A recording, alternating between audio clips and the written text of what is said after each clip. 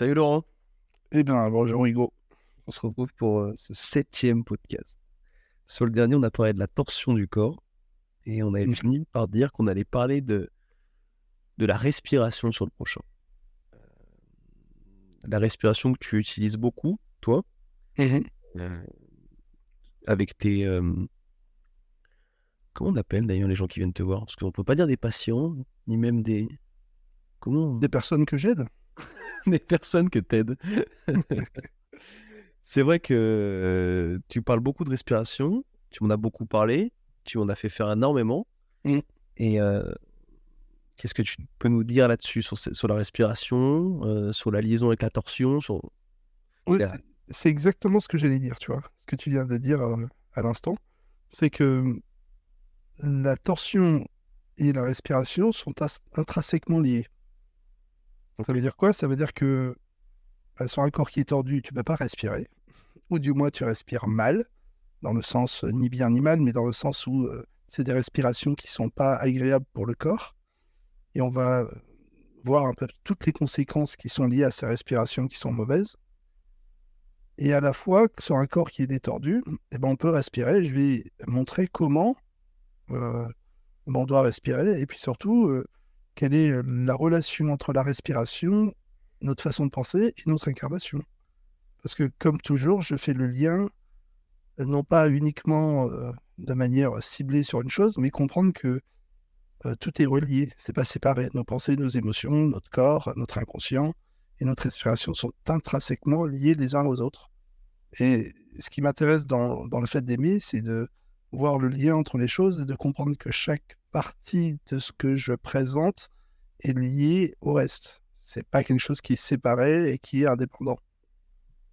Comme tous les organes du corps forment le corps et chaque organe a sa nécessité dans le corps et en même temps tout fonctionne ensemble. C'est à peu près la même chose pour moi. Ok. Sur le dernier podcast, on avait parlé donc de la torsion. Tu sais, on avait pris l'exemple des genoux, par exemple. Je pense que pour les personnes qui nous écoutent, entre les genoux et la respiration, ils ne vont pas vraiment faire le lien. Alors pourquoi, quand on est tordu, qu'est-ce qui fait qu'on n'arrive pas à respirer? Mais c'est assez simple en fait.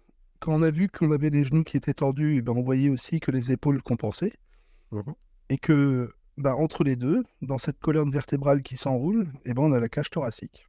Et quand la cage thoracique s'enroule avec la colonne, ben, on est incapable de respirer correctement avec nos poumons.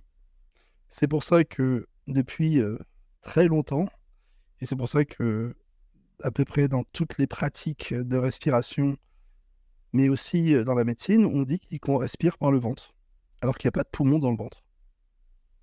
C'est vrai que j'ai beaucoup entendu ça. Tu sais, la respiration par le ventre, ou quand il faut se calmer, il faut respirer, gonfler le ventre. Même dans certaines séances, je suppose, j'avais déjà écouté des séances de... Comment ça s'appelle? Style sophrologie. Oui, ah bah tiens, j'allais prendre l'exemple de la sophro, tu vois, tu m'arraches Parce qu'on a les mots de la bouche. C'est bien, on est bien en harmonie là. Ouais. Tu sais, on dit souvent, respirer, pas gonfler le ventre. Et toi, c'est vrai qu'à l'inverse, le premier truc que tu m'as dit, c'est gonfler tes poumons. Oui, en sophro, on dit, par exemple, que les enfants respirent, et c'est vrai. On les voit respirer par le ventre quand ils naissent, parce qu'ils sont déjà tordus. Si on pouvait respirer des poumons en gonflant la cage thoracique, on le ferait. Donc c'est vrai que les enfants respirent par le ventre, non pas parce que c'est bien, mais parce que si on est déjà tordu, on ne peut pas respirer autrement. On respire des poumons. Les poumons, ils sont dans la cage thoracique, donc idéalement, c'est de gonfler la cage thoracique et le ventre en même temps. Mais si on utilise le diaphragme pour séparer le haut et le bas en amplifiant la respiration ventrale, c'est mieux quand on est tordu de respirer comme ça, parce que c'est mieux que de rien faire, que de mal respirer complètement. Donc c'est mieux. Mais c'est pas génial, quoi. Le mieux, c'est quand même de pouvoir gonfler sa cage thoracique et son ventre en même temps, qu'il n'y ait plus de séparation par le diaphragme ou dans les muscles du dos. Donc, toutes les respirations qui nous apprennent... Excuse-moi, oui, tu voulais dire une chose? Non, mais c'est vrai que j'invite les gens qui nous écoutent à faire l'essai. Quand on respire, de respirer, c'est vrai qu'on sent souvent que soit on gonfle que le ventre, soit que les poumons. Et on sent qu'il y a vraiment cette coupure au milieu. Ah bon, on peut pas gonfler les poumons. Non, mais la cage thoracique, pardon. On peut pas. C'est-à-dire que si les personnes essayent, là, c'est bien de le dire d'ailleurs, comme ça, elles peuvent essayer. En direct. Si on met une main en dessous des deux pointes de clavicule, ce qu'on appelle le thymus. Donc on a la gorge, le creux de la gorge, le thymus, qui est en dessous des 2 points de clavicule. Si on pose cette main à plat sur la cage thoracique, là, en haut de la cage thoracique, et qu'on veut faire avancer de 5 cm cette main, en fait, ce qu'on fait, c'est qu'on se tord le dos, on soulève les épaules, on se penche en avant, Ouais, je vois. mais on est incapable de gonfler une cage thoracique qui est tordue, pas plus que d'essayer de gonfler un ballon tordu. C'est pas possible. Si je prends une chambre à air, que je tords la chambre à air et je monte le pneu dans le vélo, eh ben on peut toujours courir pour gonfler le pneu, quoi. C'est la même chose, hein. Si on a une cage thoracique qui est vrillée et qu'on a des poumons dedans, c'est impossible d'ouvrir la cage thoracique avec quelque chose qui est vrillé. Les poumons ne poussent pas et ne peuvent pas se gonfler dans quelque chose qui est vrillé, tordu. Donc, en fait, à chaque fois qu'on dit « oui, je respire des poumons », en fait, on soulève les épaules, on utilise les trapèzes et on pense quand on a de l'amplitude parce qu'on sent que ça monte, mais en fait, il n'y a pas d'amplitude vers l'avant. Les poumons ne s'écartent pas. La cage thoracique est figée et ça bloque. Donc, on respire par le ventre, on soulève les épaules, on crée des tensions dans la nuque, on crée des tensions un peu partout.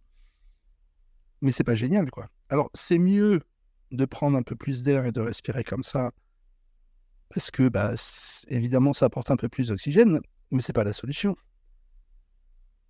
La solution, c'est quand même de gonfler des poumons dans un corps qui est détordu et de pouvoir gonfler sa cage thoracique. Ok. Alors, qu'est-ce que ça change de respirer par les poumons en étant droit? Ça change tout. Ouais, on avait vu la dernière fois qu'on se tordait des pieds à la tête à cause de la peur. Et la peur libérait de l'adrénaline et du cortisol, nous tordait des pieds à la tête et enroulait ce corps, la colonne vertébrale et tout notre corps. On a vu qu'il y avait plein de points qui se tordaient. Et du coup, cette cage thoracique qui se tord, elle crée le fait qu'on est en incapacité de pouvoir gonfler les poumons de manière indépendante. C'est-à-dire que c'est plus le thorax et les poumons qui s'écartent et qui gonflent les côtes et qui donnent une amplitude thoracique et qui, du coup, gonflent le ventre en même temps. Mais c'est le ventre qui gonfle tout seul et du coup, on apprend à respirer par le diaphragme.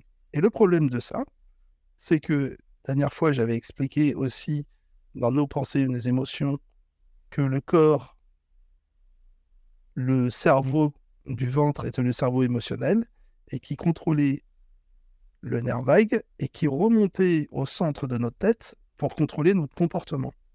Et le problème, quand on appuie sur ce nerf vague en comprimant la cage thoracique, on crée et on maintient cet état de stress, de compression, cet état de libération d'adrénaline et de cortisol en permanence dans notre corps parce que la compression appuie sur le nerf vague et le nerf vague entraîne la compression et du coup la libération d'hormones et du coup la tension du corps.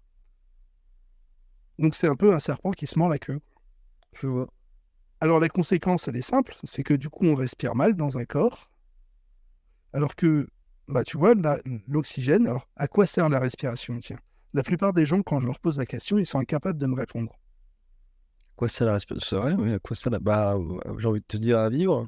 Ouais, c'est ce que me dit tout le monde, mais quoi en fait? Qu'est-ce que ça apporte? Ça rejette le CO2 et ça absorbe l'oxygène.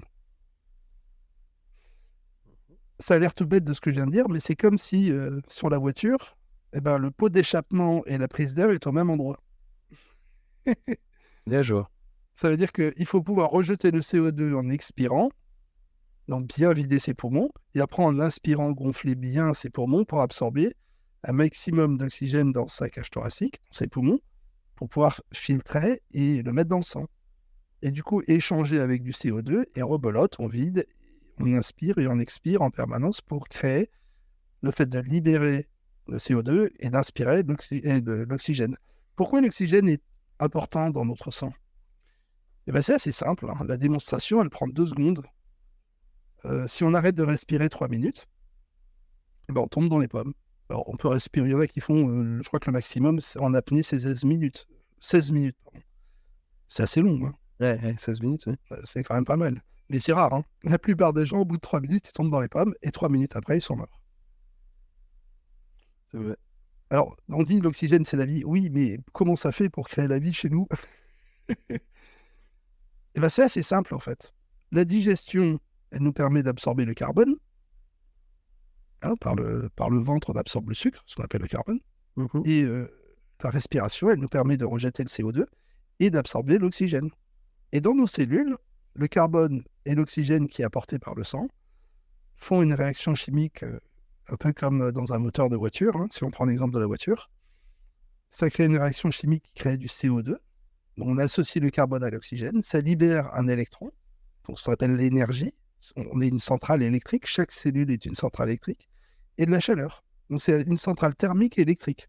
Mais comme le moteur, en fait. Le moteur de la voiture, quand on apporte de l'oxygène et qu'on le mélange, on crée une réaction chimique, on fait une explosion. Alors on n'explose pas nos cellules, mais on fait bien une réaction chimique.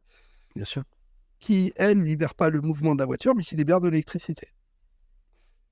Cette électricité, il sert à quoi? À faire travailler nos protéines. C'est pour ça qu'on a des protéines, qu'on crée des protéines dans les cellules, et c'est comme ça qu'elles fonctionnent avec l'électricité. Et c'est comme ça qu'on crée de l'énergie dans notre corps. Si jamais on baisse le niveau d'oxygène, on brûle moins de carbone, donc on le stocke, on le surbrûle parfois. Dans les deux cas, c'est pas génial pour le corps. On concentre plus de CO2 dans le corps parce qu'on élimine moins bien le CO2 parce qu'on n'absorbe pas assez d'oxygène. Donc on concentre du CO2 dans nos cellules, dans notre corps. Alors pas forcément dans les cellules, mais à l'extérieur des cellules qui évacuent le CO2. Alors ce qui n'est pas génial parce qu'on est un système aquatique et quand on concentre du CO2 dans de l'eau, on devient acide. C'est ça l'acidité du corps. C'est pas ce qu'on mange, hein, on s'en fiche. On pourra en reparler de ça, c'est pas génial. Ouais, d'ailleurs.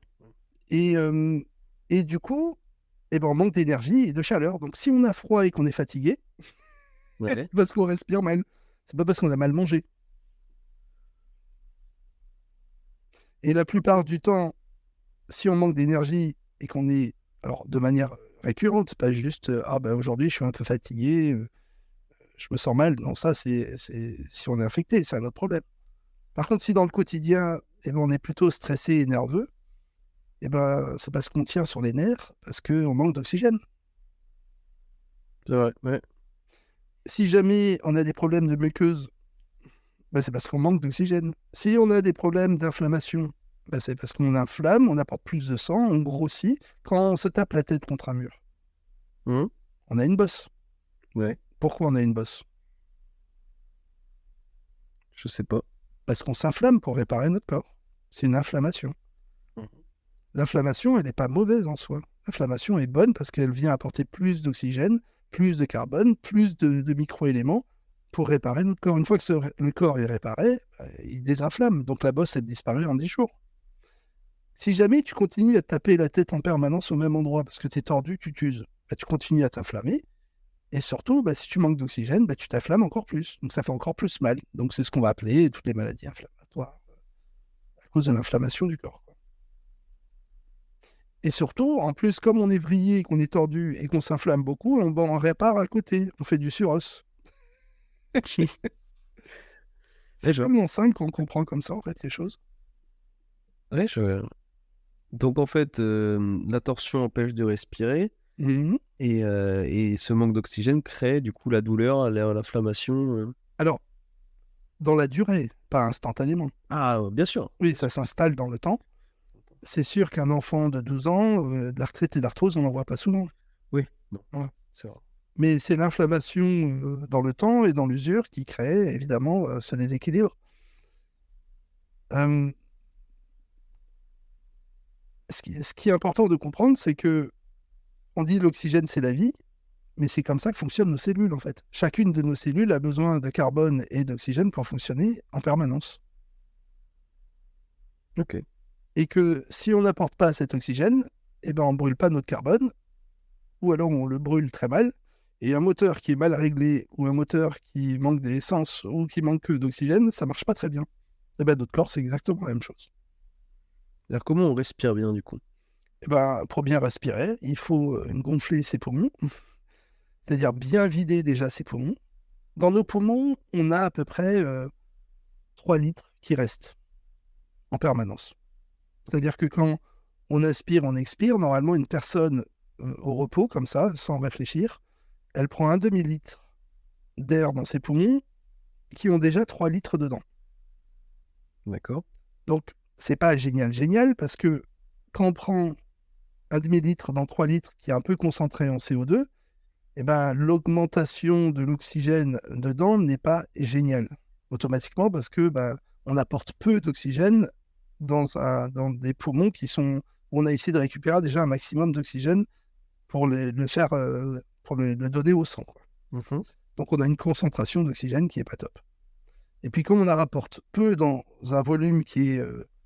on apporte 1 sur 6, enfin 1 sur 7, et on a 6 sur 7 dans nos poumons déjà. Donc, la concentration d'oxygène n'est pas top. Et puis surtout, du coup, ça nous pousse à avoir des respirations plus rapides et plus récurrentes, ce qui nous fait faire des respirations pas très longues et assez saccadées. Et puis, si on manque d'oxygène, on augmente ça et on se retrouve à courir et à monter en haut de l'arbre et à faire voilà, la peur. Et il faut comprendre que c'est pas une respiration qui est géniale, parce que soit on sous-ventile, parce que du coup, on ne peut pas gonfler ses poumons et on sature à l'intérieur de ses poumons de CO2, donc c'est pas génial.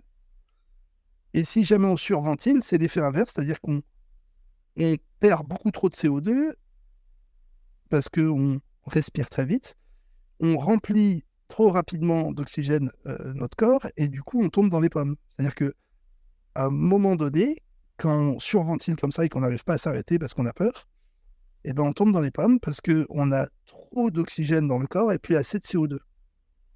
On déséquilibre soit dans un sens, soit on déséquilibre dans l'autre. Et parce que les cellules, pour pouvoir absorber l'oxygène, il faut qu'elles donnent du CO2. Si jamais on supprime tout le CO2 parce qu'on surventile trop rapidement, ce qui se passe, c'est l'effet inverse. C'est-à-dire qu'on n'a plus assez de CO2 à donner aux cellules pour libérer l'oxygène dans les cellules, et du coup, les cellules, elles se retrouvent coupées d'oxygène. Donc, c'est le voile noir et on tombe, boum. Il n'y a plus assez de sang dans le cerveau. Tu parlais au début Alors, juste une chose, Ouais. on reviendra à ta question. Je sais, je le fais à chaque fois, excuse-moi. Ouais. Mais c'était pour expliquer l'intérêt de la respiration. Du coup, si tu vides mieux tes poumons et que tu vas perdre, tu vois, on peut aller jusqu'à 1,2 litre à peu près qui reste dans nos poumons. C'est-à-dire que sur ces 3 litres qu'on avait dans nos poumons à l'origine, on peut en enlever 1,8 litre. Même si on n'enlève qu'1,5 litre déjà. Et le fait de vider ses poumons et d'inspirer, on gagne 1,5 litre d'oxygène avec 21% d'oxygène, enfin d'air avec 21% d'oxygène dedans. Donc ça augmente la concentration d'oxygène dans nos poumons, rien de fait de penser à vider les poumons. Oui. Et en plus, si on arrive à écarter les côtes, à gonfler la cage thoracique parce qu'on est débrayé, et à gonfler la cage thoracique, gonfler le ventre en même temps. Alors, quand on gonfle ses poumons comme ça, c'est vraiment une autre respiration que la plupart des gens, que personne ne sait faire, en fait, pour être honnête. Sauf quand on est débrayé. C'est comme ça, je sais pas rien. Ça permet d'écarter les côtes, de soulever la cage thoracique et de descendre la colonne vertébrale. C'est-à-dire que c'est tout le corps qui s'ouvre, et quand on vide, c'est tout le corps qui se rétracte, les côtes se resserrent, le ventre s'enfonce, la cage thoracique s'enfonce, et la colonne vertébrale remonte. Donc c'est vraiment tout le corps, comme si on avait un ballon et qu'on soufflait à l'intérieur de notre corps, et notre corps, il se dilate, et puis après, il se recontracte. Et on va respirer comme ça, de manière très profonde et lente. Alors pourquoi on respire du coup de manière profonde et lente ? Parce que ce qu'on veut, c'est maximiser la concentration d'oxygène dans notre sang en concentrant un maximum d'oxygène dans nos poumons, ce qui permet d'augmenter la concentration d'oxygène dans nos sangs, parce qu'on sait que nos cellules ont besoin de cet oxygène, et plus on en a, plus c'est efficace, et surtout plus on basifie notre corps. Et à l'inverse, il ne faut pas perdre trop de CO2. Donc il ne faut pas qu'on fasse une respiration trop rapide. Donc ça veut dire qu'à la fois, on concentre un maximum d'oxygène, et à la fois, on perd un minimum de CO2. Donc ce qu'on veut, c'est avoir un maximum de CO2 et un maximum d'oxygène dans notre corps pour que nos cellules fonctionnent au mieux. Que ce soit à l'équilibre. Et alors, quand on est comme ça, et qu'on respire lentement et profondément, donc 4-5 litres, tout d'un coup, si on est à 5 litres d'amplitude par respiration, on respire 10 fois mieux que son voisin, en fait. Tout d'un coup. aussi facilement que ça. Donc lent et profondément, par contre. Lent et profondément, 7 à 8 secondes au début, c'est ce que je dis aux gens, 7 à 8 secondes par inspiration, 7 à 8 secondes par expiration. C'est une respiration qui est absolument pas du tout, entre guillemets, naturelle, alors qu'elle est complètement naturelle. Hein. Gonfler ses poumons, c'est tout à fait naturel, mais qu'il n'est absolument pas dans nos comportements de stressé, quoi, de tordu. Mais 7 à 8, en fait. 7 à 8 secondes dans la vie de tous les jours, c'est compliqué. Par inspiration, 7 à 8 secondes par expiration, c'est-à-dire 4 respirations par minute. Et tu peux vivre quotidiennement en faisant ça? Alors, non seulement tu peux vivre, mais encore tu peux ralentir encore plus. Non, mais ce que je veux dire, par exemple, je suis au boulot, et 4 respirations par minute, ça me paraît peu. Et bien parce que la plupart des gens le font pas. Parce que la plupart des gens sont tordus, et 99,9% hein, sont tordus, et sont incapables de respirer lentement et profondément, en fait. Mais une fois que tu t'es entraîné à le faire et que tu le répètes, le but, c'est justement qu'un jour, ça devienne inconscient. Je vois. C'est en nageant qu'on apprend à nager. Quand on ne sait pas nager, on trouve que c'est la galère, c'est la folie de nager. Quand on a appris à nager et qu'on tombe dans l'eau, on adore nager. Et la différence entre les deux, c'est la répétition, la capacité à pouvoir créer une autre réalité.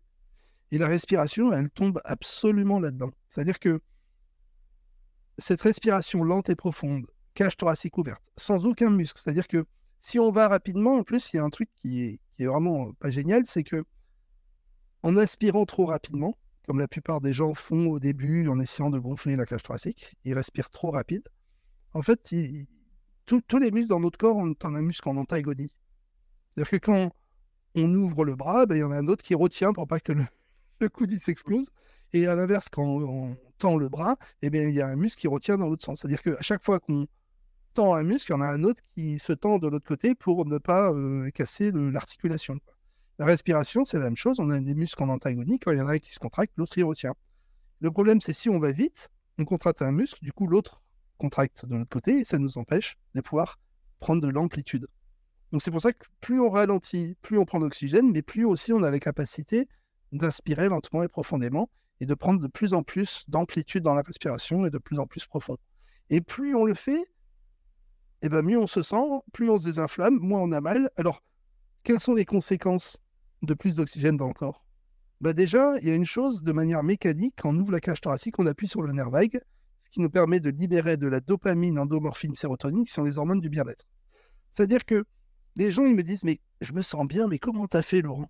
Je t'ai fait respirer sur un corps qui est droit.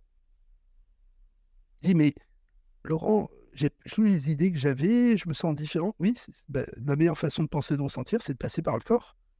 Si on passe par le conscient pour essayer de lutter contre nos pensées et nos émotions, qui sont par nature inconscientes et qui vont à 40 millions de kilomètres heure, alors que nous, on va à 40 km/h, c'est très difficile. C'est vrai. Si jamais on passe par le corps en respirant, en libérant d'autres hormones, on fonctionne différemment. C'est-à-dire que déjà, dans notre façon de fonctionner, dans notre inconscient et du coup dans notre conscient, on est affecté et on pense et on ressent totalement différemment. C'est ce qu'on appelle le lâcher-prise souvent. C'est vrai.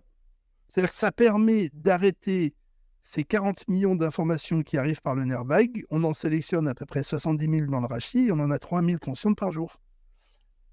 Et du coup, on dit, mais j'en peux plus, ça arrête pas. Non, c'est toi qui es en train de les créer. Hein. C'est pas le monde qui est comme ça. Si tu respires lentement et profondément, que tu appuies sur la cage thoracique sur un corps qui est débrayé, tu es apaisé.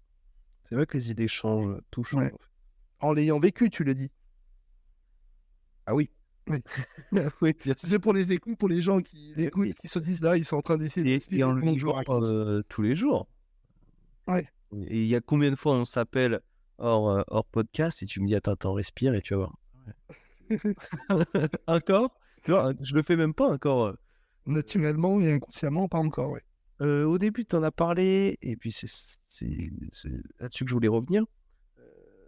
J'aimerais qu'on parle du nerf vague, du coup, là-dedans. C'est ça, le nerf vague. C'est ce que je viens juste d'expliquer à l'instant. C'est-à-dire que c'est ce nerf que le cerveau émotionnel magnétique du ventre utilise pour contrôler l'hypophyse et l'hypothalamus, c'est-à-dire le centre du crâne. Et c'est exactement ce que je viens de t'expliquer juste avant. C'est ce nerf qui, en étant comprimé, reproduit la peur, la fuite par un système hormonal. Et dès qu'on ouvre la cage thoracique, en fait, ça libère d'autres hormones qu'on appelle dopamine, endorphine, sérotonine, qui sont les hormones du bien-être. Et le monde n'a pas changé, mais nous, on le perçoit totalement différemment, ensuite consciemment, parce qu'on est en train de le vivre physiologiquement différemment. Et c'est par le nerf vague que ça se passe, tout ça. D'accord. Juste une autre chose, ça c'est la première bonne chose, donc Bonne chose. de bien respirer. L'oxygène dans le corps. Alors, pour comprendre l'acidité du corps, c'est assez simple. De l'eau avec du CO2, ça casse les molécules d'eau, ça libère des ions H+, ça arrache les ions H+, et ça crée ce qu'on appelle de potentiel hydrogène ou de la concentration d'ions H+ dans le corps. C'est ce qu'on appelle le pH, la pression hydrogène aussi. D'accord ? C'est le principe du pH de l'acidité. Si jamais ces hydrogènes, on les met en présence d'O2, eh ben, ils viennent s'accoler et ça crée de l'eau. Donc, c'est très simpliste ce que je raconte, mais comme ça, tout le monde peut comprendre. C'est pas complètement comme ça. Il y a des réactions chimiques en multitude qui créent ça, mais pour bien comprendre, de manière assez simple, quand on a de l'eau, nous, on a un système aquatique fait à 99,1% de molécules d'eau.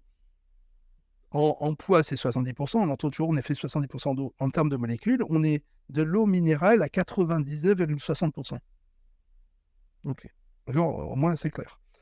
Quand on apporte du CO2 de là-dedans et qu'on concentre du CO2, ça casse les molécules d'eau, ça crée des ions H+, c'est ce qu'on appelle le pH, et du coup, on a un pH à 6 quelque chose, quoi. C'est pas très bon pour la santé, parce que nous, notre corps, idéalement, c'est d'être dans un pH qui est 7 ou au-dessus de 7. Donc, quand on a un pH qui devient acide, eh ben, il y a plein de problématiques qui se développent dans le corps, que je n'ai pas énumérées aujourd'hui, mais comprendre que c'est pas très bon pour la santé, quoi.